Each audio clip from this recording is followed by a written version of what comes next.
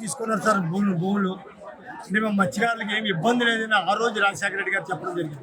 మత్స్యకారులకి నష్టం వచ్చే కంపెనీలు పెట్టమని చెప్పారు సార్ అలా రాజశేఖర రెడ్డి గారు అప్పుడు సీఎంగా ఉన్నప్పుడు.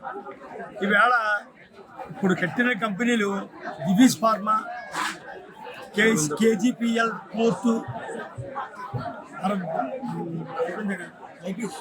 లైబీస్ ఫార్మా, ఈ 3 కంపెనీలు, ఒకటి పోర్టు, 2 కంపెనీలు. ఈ కంపెనీలు 2 కూడా దగ్గర 3 కిలోమీటర్ల వరకు పైప్ లైన్ అయింది. ఈ కంపెనీల నుంచి వచ్చే వ్యర్థాలన్నీ కూడా డ్రగ్స్ కంపెనీలు కదా, వచ్చే వ్యర్థాలన్నీ సముద్రంలో కలవడం వల్ల మాకు రమారమి సంస్థ నుంచి పోట్లు ఎక్కడ పోయించారు. మత్స్యకారులు చాలా ఇబ్బంది పడుతున్నారు. ఈ సంపద లేక, అక్కడ ఉన్నటువంటి మత్స్యలు లేక, పోట్లు లేక మత్స్యకారులందరూ కూడా చాలా ఇబ్బంది పడుతున్నారు. దాని మీద మేము ముందు ఉద్యమం చేశాం సార్. ఆ ఉద్యమం మేము ఎలక్షన్ ముందు చేయడం వల్ల 10 రోజులు చేసాం. ఎలక్షన్ కోడ్ వచ్చిందని ఆ రోజు ఆపడం జరిగింది. దాంట్లో ఆర్డీఓ గారు, కిషోర్ గారి ద్వారా అప్పుడు శుక్లా గారు, కలెక్టర్ గారు కమిటీ వేశారు సార్. ఆ కమిటీలో ఆర్డీఓ గారు, ఫిషరీస్, రెండవది అంటే ఫారెస్ట్ డిపార్ట్మెంటు, అలా 7 కమిటీ వేశారు. ఆ 7 కూడా చెక్ చేయడం జరిగింది. కానీ మాకు న్యాయం జరుగుతుంది అనుకుంటున్నాం సార్. కానీ దీంట్లో న్యాయం ఇప్పటి వరకు కూడా జరగలేదు. న్యాయం జరగక మేము ఇప్పుడు చేస్తారు అప్పుడు చేస్తారు, రోజు కలెక్టర్ గారి దగ్గర తిరగండి. కొత్త కలెక్టర్ గారు వచ్చిన తర్వాత కూడా మేము వెళ్ళడం జరిగింది, ఆయనతో మాట్లాడడం జరిగింది. పవన్ కళ్యాణ్ గారికి కూడా చెప్పడం జరిగింది. ఆయనకు కూడా చెప్పి కూడా ఆయన కూడా ఏమన్నారంటే, మత్స్యకారులకు అన్యాయం జరిగితే నేను ఒప్పుకోను, మీరు ఎవరన్నా కంపెనీ వాళ్ళు ఎవరన్నా వాళ్ళకి న్యాయం చేసిన తర్వాత రండి అని కలెక్టర్ గారికి కూడా చెప్పడం జరిగింది. కలెక్టర్ గారు కూడా దీని మీద యాక్షన్ తీసుకోమని చెప్పారంట ఆ రోజు మీటింగ్.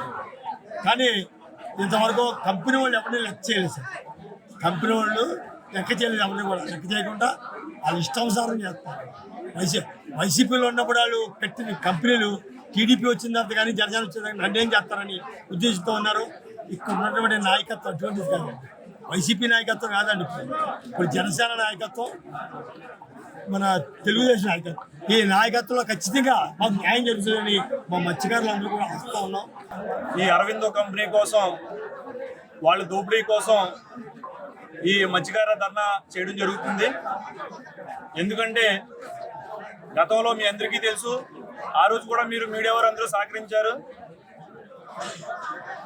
వేలకు వేలు, కోట్లు 2200 కోట్లు ప్రాజెక్టు పెట్టుకొని వాళ్ళు పెద్ద పెద్ద పైప్ లైన్లతో, ఒక్కొక్కటి 4 నుంచి 5 అడుగులు ఎడల్పు గల పైప్ లైన్తో సందులో నీరు తీసుకోవడం జరుగుతుంది. అలాగే అది అయిన తర్వాత దాన్ని ఆ కెమికల్స్ అన్ని వేస్ట్ వ్యర్థం అంతా మళ్ళీ సందులోకి వదలడం జరుగుతుంది. అదంతా మీ అందరికీ తెలిసిందే. దానివల్ల మత్స్యకారులు ఎంత నష్టపోతున్నారంటే, చేప గుడ్డు పెట్టినప్పుడు ఆ గుడ్లో ఉండగానే చనిపోతుంది. మత్స్యకారులకి పూర్తిగా జీవనోపాధి పూర్తిగా కోల్పోతున్నారు. 6 నెలలుగా వేటకు వెళ్తున్నా కూడా 1 కేజీ చేపలు తెచ్చిన దాఖనాలు లేవు. ఈరోజు రోడ్డును పడి ఆడమొగ పిల్ల అందరూ కూడా ఏడుస్తున్నారు. దీనికి ప్రధానమైన కారణం అరవిందో యాజమాన్యం. ఎందుకంటే ఏ కంపెనీ పట్టినప్పుడు లోకల్గా ఉన్న విలేజ్లందరినీ కలుపుకొని వాళ్ళకి జీవనభృతిగా ఏదో ఒకటి కల్పించిన తర్వాతే ఫ్యాక్టరీ పెట్టుకోవడం జరగాలి. అలాగే పబ్లిక్ హీరింగ్, ప్రజల హీరింగ్ కూడా, ప్రజల అభిప్రాయాలు కూడా తీసుకోవాలి.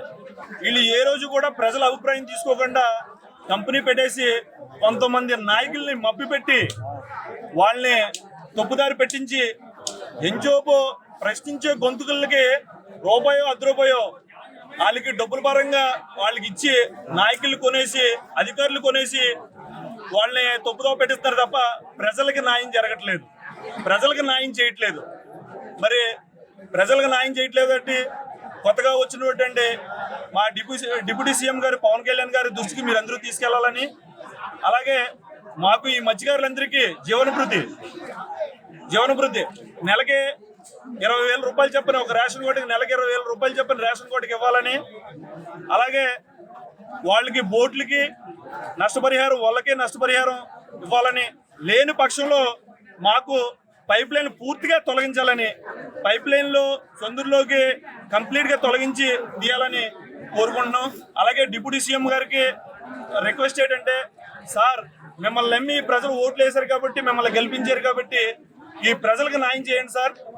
ఎందుకంటే కేవలం మీరు వస్తే, పవన్ కళ్యాణ్ గారు వస్తే న్యాయం జరుగుతుందని ప్రజలు నమ్మారు కాబట్టి, మీరు పోరాటం చేసి మిమ్మల్ని నమ్ముతున్నారు కాబట్టి సార్ ఇంతమంది మేము నష్టపోతున్నాం, మేము జీవన భృతి కోల్పోతున్నాం సార్.